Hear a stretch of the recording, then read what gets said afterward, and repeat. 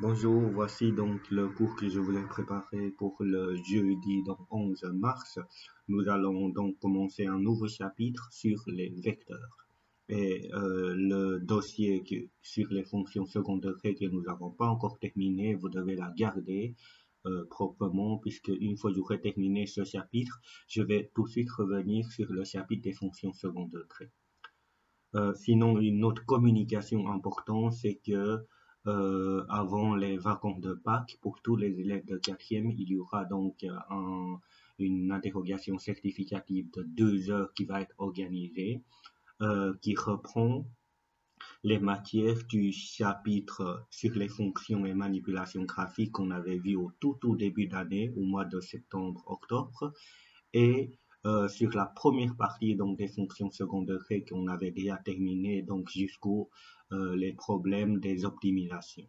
Ok, et entre-temps, bien sûr, on va encore faire des révisions. Je vais aussi prendre des séances pour répondre à vos questions, etc. Voilà.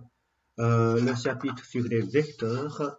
Euh, En fait, c'est un chapitre de nouveau composé par plusieurs parties, mais qu'on appelle donc géométrie analytique pleine. Il y a aussi des équations droites, des équations cercles, comme vous le voyez ici, mais on va juste voir des vecteurs dans la première. Pour pouvoir introduire le vecteur, j'ai pris la situation suivante. Donc, dans un plan, ok, avec un échelle de 10 km, j'ai placé donc approximativement donc des villes quelques villes de Belgique, et sur base de ça, on va essayer de introduire ce que c'est donc un vecteur, pardon. Donc, imaginons que vous êtes à Namur et qu'on vous demande le chemin pour aller, voilà, pour aller à Liège. Donc, Namur est le chemin pour aller à Liège. Ok? Sur base de ce plan-là, bien sûr, comment allez-vous lui expliquer de manière le plus simple et représenter ce schéma dans le plan? Et là, le chemin le plus simple à expliquer, personnellement, si c'est moi, j'aurais expliqué de la manière suivante. Vous partez vers l'est pendant 40 km et après vous tournez vers nord et vous avancez donc nord et vous avancez donc de 20 km. À ce moment-là, vous allez arriver à Liège. C'est le plus facile à suivre pour quelqu'un qui ne voit pas où se situe Liège. Il y a des gens qui vont dire, bah, vous allez dans la direction Liège, c'est le chemin le plus simple à expliquer. Non, pas du tout. OK? Pour aller directement de Namur à Liège, ce chemin-là, c'était pas du tout le chemin le plus facile à expliquer. Donc, le plus facile à expliquer, c'était soit vers l'est pendant 40 km, et puis vers le nord, 20 km, ou vers le nord 20 km, et puis vers l'est 40 km. OK? Donc, donc moi, je dirais que le chemin le plus simple, le A, OK, ça sera donc ce chemin, c'est allé trop loin, ce chemin-là. OK? Donc, comment allez-vous expliquer? Donc là, ça sera donc à partir de Namur, donc vers l'est pendant 40 km, puis vers nord pendant 20 km. Voilà, ça c'est le chemin le plus facile à expliquer. Maintenant, est-ce que ce chemin-là est-il le plus court?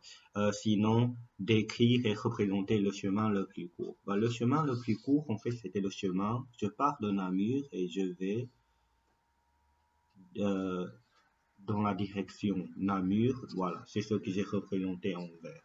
Donc, ce chemin est-il le plus court? Bah, c'était non. Voilà. Décrire. Là, c'est difficile à décrire. OK?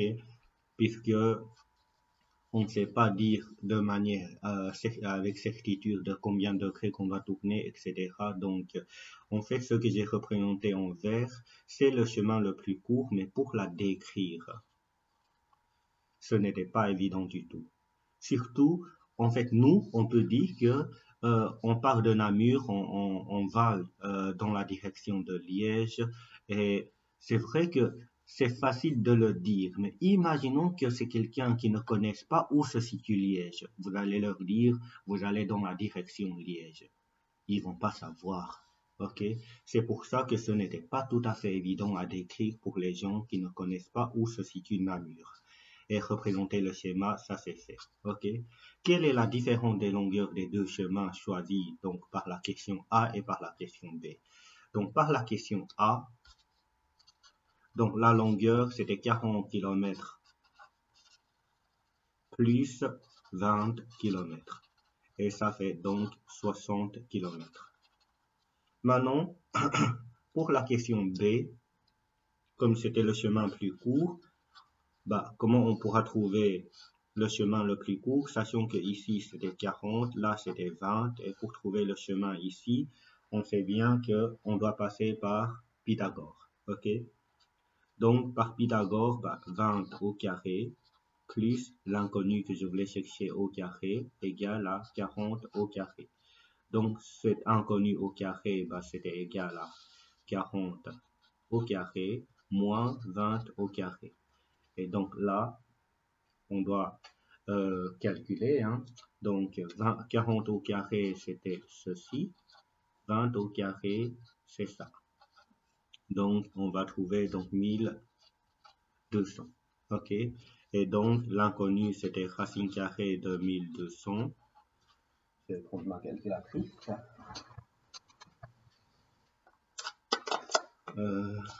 Racine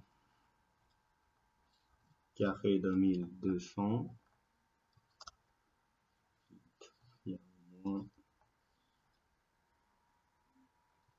Voilà. C'était donc 34,64 km. Ok, donc ça, c'était le chemin le plus court. Maintenant, dans l'encadré, en fait, là justement, qu'est-ce que c'est un vecteur? En fait, un vecteur,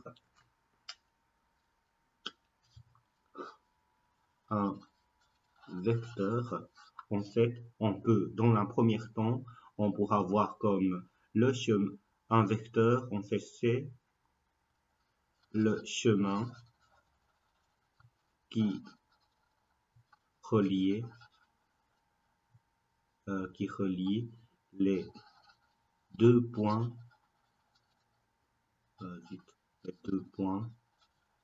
c'est le chemin qui relie les deux points, pardon, c'est le chemin le plus court, c'est le chemin le plus court qui relie donc les deux points donnés. Et ces deux points donnés, pour avoir un vecteur, bah, il faut que ça soit dans un plan. Ok? Donc c'est ça, donc un vecteur dans un premier temps. Comme ici, ce que j'ai représenté en vert, en fait, c'est un vecteur. Et pour donner le nom à ce vecteur-là, par exemple, comme c'était un vecteur qui reliait le Namur à Liège, en fait, on peut noter Namur-Liège avec une flèche qui est au-dessus. Ok, ça c'est une notation qu'on utilise très souvent pour indiquer donc le vecteur qui était désigné par deux points. Voilà. Sans trop compliquer les choses, maintenant on va essayer de voir la définition d'un vecteur.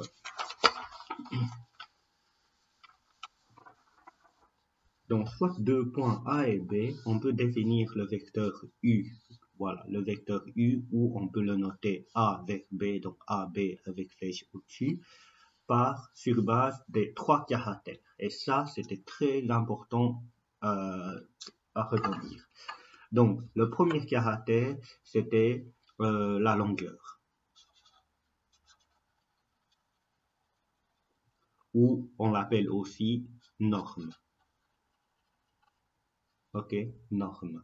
N-O-R-M-E. Norme. Pour la noter, quand c'était AB ou U, on note entre deux barres verticales et au milieu, on note le vecteur en question. Ok, ça c'était notation. Ou on peut aussi noter quand c'était AB, ben je note 2 barres AB. Voilà, ça c'était la norme d'un vecteur. Ça c'est le premier caractère, la norme. Et puis la direction, la direction et le sens.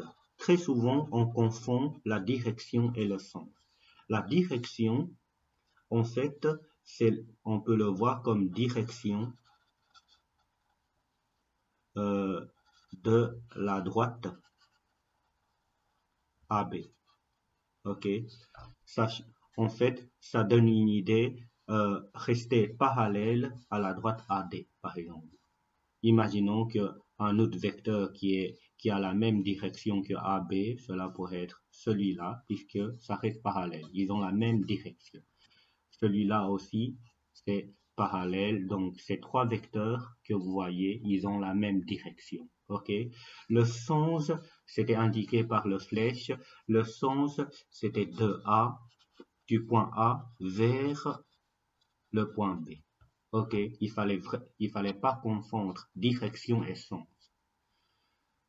Voilà, ça c'était donc les trois caractères assez importants qui permettent de définir donc ce qu'on appelle un vecteur. Donc un vecteur est noté avec une lettre minuscule et une flèche au-dessus comme U, une flèche au-dessus, ou deux lettres majuscules qui représentent deux points et une flèche au-dessus, c'est-à-dire AB et une flèche au-dessus. Ok?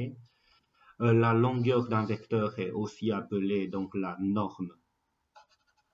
Norme, ok, N-O-R-M-E, du vecteur, elle est notée donc U ou AB.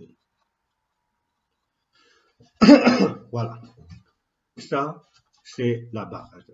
Et on va essayer d'appliquer ceci plus loin dans le cours. Maintenant, pourquoi on doit faire des études des vecteurs? En fait, comme vous le voyez ici, j'ai pris quelques exemples. Lorsque vous allez faire des études de physique, de sciences, très souvent, donc, on voit donc dans les dessins donc les indications comme ça qui sont des représentations des vecteurs. Par exemple, on a le feu, la chaleur, et la chaleur, ils peuvent comment on l'appelle ça, la translation, les transferts des chaleurs, on peut les représenter donc par les vecteurs. Les forces, on les représente par les vecteurs. La vitesse aussi, on les représente par des vecteurs. Et là, ce sont donc les... J'ai oublié le nom. Là, ce sont des circuits d'eau sous-marins. Donc, on peut aussi les représenter par des vecteurs. Et une chose qui est assez importante aussi, au niveau des vecteurs, par exemple, on voit des vecteurs qui sont plus longs et des vecteurs qui sont plus courts. Cela pourrait indiquer donc au niveau, voilà, des vecteurs qui est plus long ou plus court. Cela pourrait indiquer tout ce qui est au niveau de la vitesse de circuit ou de l'intensité. Et une force qui est plus grand ou plus petit, une force qui est plus grand ou plus petit, voilà, plus petit ou plus grand, pardon. On peut aussi les représenter via des vecteurs, bien sûr, les longueurs à ce moment-là, la norme, ça nous donne une idée de l'intensité de la force. Pareil pour les vitesses. Ok, je ne vais pas rentrer trop loin là-dedans puisque c'est juste pour vous donner une idée, quelques situations. Ah oui, des champs magnétiques, par exemple ici, tout ce qui est les forces, donc tous les déplacements des forces, donc ça, on peut les décrire par des vecteurs. Maintenant, quand on parle des vecteurs, un élément qui est très important, c'était donc les composants d'un vecteur. Ok, qu'est-ce que c'est les composants d'un vecteur? D'abord, on sait que dans un repère, les points sont notés avec leurs coordonnées. En fait, composants ou coordonnées, en fait, les coordonnées, c'était pour des points. Pour des points, ok? Et les composants, c'était pour des vecteurs. C'est ça la différence. Mais ça joue plus ou moins le même rôle. Par exemple, le C, les coordonnées du point C, c'était moins 3 et 4. Moins 3 et 4. Et 4. Voilà, ça c'était les coordonnées du point C. Et les coordonnées du point D, bah, c'était 3 et 1. 3 et 1. OK? Donc, les vecteurs sont notés avec leurs composants. Voici quelques exemples. Donc, comment on pourra noter donc, les composants d'un vecteur? En fait, par exemple, pour aller de A vers B, comme vous le voyez ici, bah, quel est le chemin que je dois prendre? Je dois d'abord faire 4 suivant l'axe des X, et puis 2 suivant l'axe des Y. OK? X et Y. Donc, pour la noter, le vecteur AB, je vais essayer d'utiliser des couleurs. Donc, AB, que vous voyez ici, en fait, pour la noter, on doit la noter comme dans l'introduction. Donc, c'était la façon la plus facile pour exprimer donc, le chemin le plus court. C'est-à-dire, on le note. Suivant le X, c'est 4, donc je note 4 au-dessus. Et suivant Y, c'était 2, ok, monter vers le haut de 2, je note 2 en dessous. La différence, voilà, ici on voit déjà une différence assez claire, c'est que les coordonnées des points, on le note de manière horizontale, ok. Alors, des composants des vecteurs, c'était vertical. Donc, c'est une configuration qu'on avait choisie pour ne pas confondre les coordonnées des points et les composants d'un vecteur. CD maintenant, pour aller du point C jusqu'au point D. Je vais prendre une autre couleur. Donc, C qui va jusqu'au D. Donc, pour aller de là à là, bah, suivant l'axe de X, je dois avancer de 1, 2, 3, 4, 5, 6. Et suivant l'axe des Y, je dois descendre vers le bas de 1, 2, 3. Donc, c'était 6 dans la direction X et moins 3. Moins 3, c'est puisque je descends. Et pareil, ici, c'est 6 puisque je vais par là. Mais si je vais par là, ça va être moins 6. OK? Et le vecteur U, le dernier exemple. Le U que vous voyez ici, je commence ce point-là et je dois arriver à ce point-là. Donc, d'abord, toujours suivant l'axe des X, 1, 2, 3, 4, 5, 6, 7. Donc, je vais 7 dans la direction négative du X. Donc, c'était moins 7 dans ce cas-là. OK? C'était pas très lisible, cette couleur. Moins 7. Et une fois que j'arrive ici, pour arriver au point C, je dois monter de 2, donc vers le haut, donc c'est de 2. OK? Voilà. Ça, il faut que ça soit très clair. Et si vous avez des doutes, des questions, n'hésitez pas à me contacter ou relancer la vidéo pour voir le lien. OK? Donc, ensuite, pour déterminer donc, les composants d'un vecteur, en fait, soit on choisit, on cherche le chemin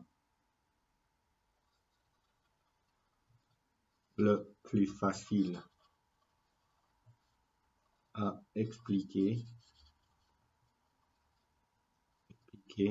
Donc, d'abord X, puis Y. Et on les note, voilà, verticalement. OK? Soit, il y a une deuxième possibilité. Si je voulais chercher, donc, la composante du vecteur AB, où XA, YA, c'était les coordonnées du point A, et X, là, il y a une erreur, XB et YB, et les coordonnées du point B. Alors, à ce moment-là, pour trouver les composants, on doit faire B moins A, c'est-à-dire XB moins XA, et puis YB moins YA. C'est toujours le final moins le départ. OK? Et donner les composants des deux vecteurs en appliquant donc la formule ici au-dessus. Par exemple, pour avoir GB, OK, les coordonnées du point G, c'est quoi? les coordonnées du point G, c'était 0, moins 6, 0. Moins 6 et x égale à moins 6, y égale à 0. B, c'était x égale à 4 et y égale à 2. 4 et 2. Là, si j'applique la formule, je dois faire B moins G. B moins G. D'abord x, donc 4 moins 6, puisque c'est 4 moins le terme là, et 2 moins 0. Et ça me donne quoi? Ça me donne 4 moins 6, 4 plus 6, donc 10, et 2 moins 0, 2. OK? Et pour voir ce vecteur, je vais essayer de choisir une autre couleur qu'on n'avait pas encore utilisée. Pour voir ce vecteur, pour aller du point G vers le point B, je dois d'abord faire 10. 1, 2, 3, 4, 5, 6, 7, 8, 9 et 10. OK? Et monter 2 signifie que je dois monter de haut vers le haut de 2. Et ça indique bien 10 et 2. OK?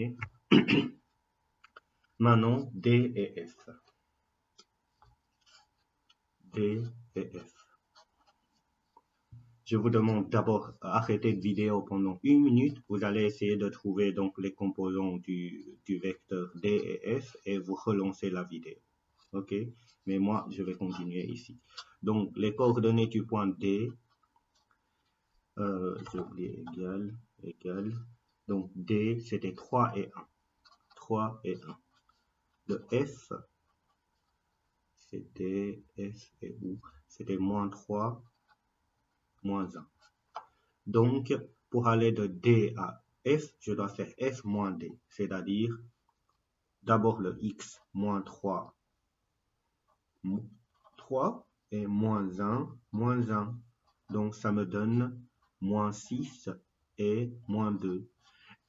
Donc, moins 6 et moins 2, comment on pourra la visualiser? Donc, D est là, F est là. Pour aller de D vers F, je dois reculer dans l'axe des X. Donc, 1, 2, 3, 4, 5, 6.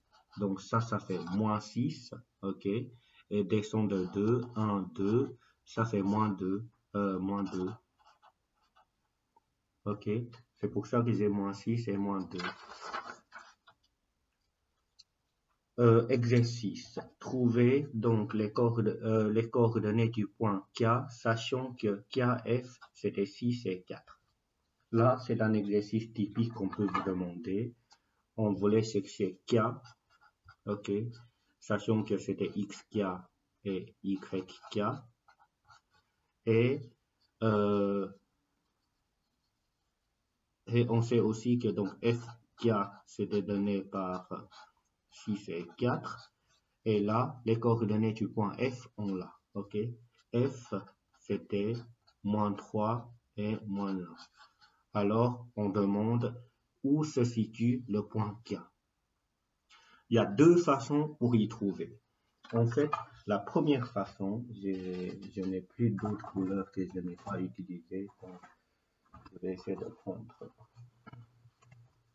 du noir. Alors, donc, d'abord, F et K. En fait, F et K, c'était 6, 4. En fait, qu'est-ce que cela signifie? Cela signifie que si j'ai le point F qui est ici, pour trouver le K, qu'est-ce que je dois faire? Suivant le X, je dois faire 6. Et suivant le Y, je dois faire 4. Et comme ça, j'ai le point K. OK? Ça, si je fais ça, c'est puisque ça, c'est la définition en fait, c'est la signification donc des composants d'un vecteur. Donc, si je prends le dessin F qui est là, j'avance de 6. 1, 2, 3, 4, 5, 6. J'arrive ici et je dois monter de 4. 1, 2, 3, 4. Donc, le point K, ça doit être ici. OK? Ça, c'est une façon de faire des choses. Maintenant, il y a une autre façon de faire des choses, c'est d'appliquer cette formule. Ici, on a le dessin. OK? Quand on a le dessin, on peut utiliser le dessin. Imaginons que je vous donne pas le dessin, je vous dis, voilà, K, c'était, je vous dis juste ceci, K, donc les coordonnées du K, c'est ce que je voulais chercher, sachant que F se situe en moins 3 et moins 1, et que FK, c'était 6 et 4. À ce moment-là, comment on fait pour trouver K, XK et YK? Pour ça, si on n'a pas le dessin de nouveau, bah, on doit essayer d'établir cette relation. OK? Je sais que FK, on nous donne que c'était 6, 4. OK? Et FK, c'était égal à quoi? C'était K moins F. C'est-à-dire XK moins le XF. C'est-à-dire XK moins 3. Et YK moins 1. Ce qui signifie que si je prends la première équation ici, qu'est-ce que je vais avoir? Ben, je vais avoir 6 égale XK, XK moins 3, ben, plus 3. OK? Ce qui fait que si je fais passer le 3 de l'autre côté, j'aurai 6 moins 3, donc 3 égale à XK. Et on a 3 ici. OK? Et pour avoir l'autre donnée, on sait que la deuxième équation, 4 égale à YK moins 1, c'est-à-dire plus 1. Ce qui signifie que quand je fais passer le 1 de l'autre côté, 4 moins 1, ça fait 3, et j'aurai YK. Donc, ça fait 3 aussi. Donc, soit par le calcul, comme on vient faire ici, on peut trouver donc le point, soit avec le dessin, je fais que FK, le vecteur FK est le chemin qui permet d'aller de F vers K, pardon, le chemin qui permet d'aller de F jusqu'au K, bah, c'était 6, puisque c'est 6 suivant X, et puis 4 suivant le Y. OK? Les deux façons de faire, si vous avez le dessin, vous pouvez faire de cette manière-là. Si vous n'avez pas le dessin, ou si ça sort de dessin que vous ne saurez pas placer le point, alors là, vous êtes obligé de passer par les calculs. OK?